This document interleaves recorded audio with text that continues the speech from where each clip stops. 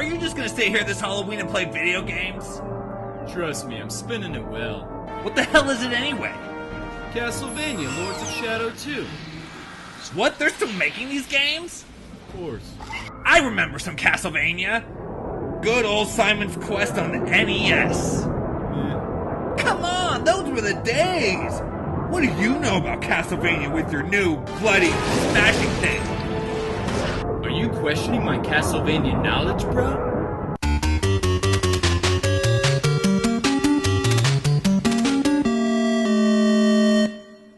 Alright, Hotshot, we all know at the end of every Castlevania you fight Dracula.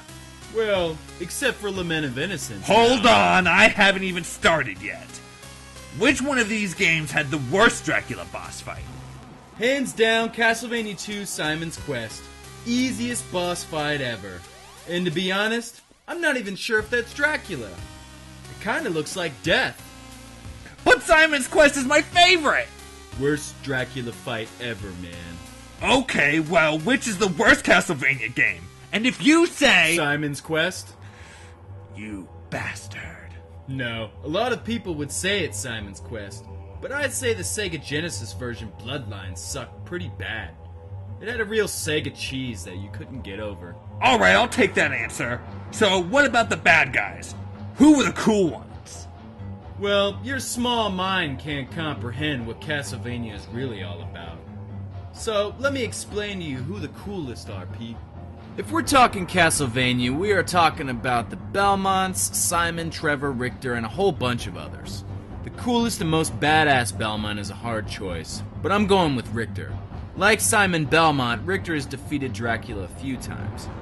He also turned evil in one game. Crush this flea who invades my castle. But he redeemed himself after to help Alucard in Symphony of the Night. It's all about Simon Belmont. There are a ton of other amazing heroes that make the Belmonts just a small part of the world. For example, the coolest side character or character that helps out along the way is the ferryman. I'll take you to a place which might be interesting for you. I remember him from Castlevania 2. I'm beginning to think that's all you've played. I know my stuff. I would also say that the coolest hero out of all of them is Alucard, Dracula's son. Demon, death is too good for you. Whether we're talking Castlevania 3, Symphony of the Night, or even the new Lords of Shadows games, Alucard is by far the coolest character we got to slay Dracula with. Well, I remember exploring old mansions and dungeons in Simon's Quest, but what is the coolest level? Finally, a difficult question.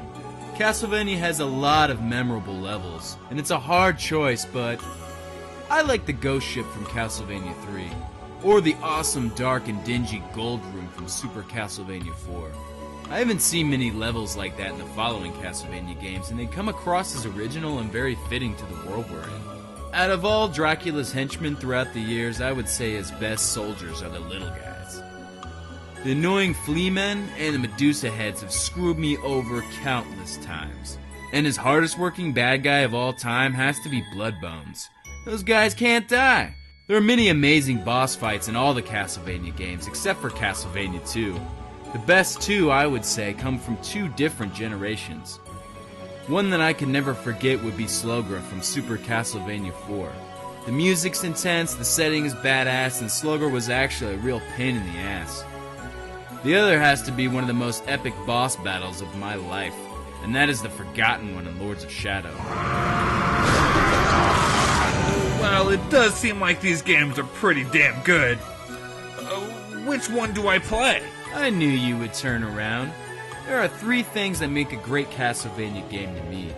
The music, the story, and the gameplay. So, which one has the best music? Well, personally, I'm going to say either Symphony of the Night or Lords of Shadow.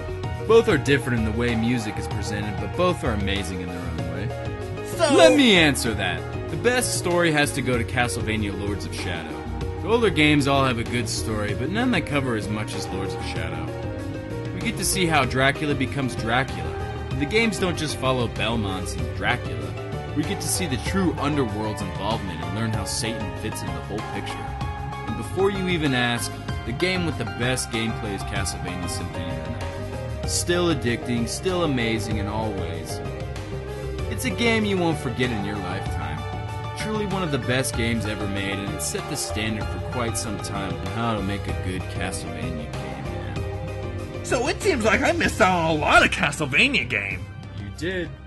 So I should go get Symphony of the Night? No, you should get a Nintendo and start at the beginning. But I have to go to work. Sucks to be you.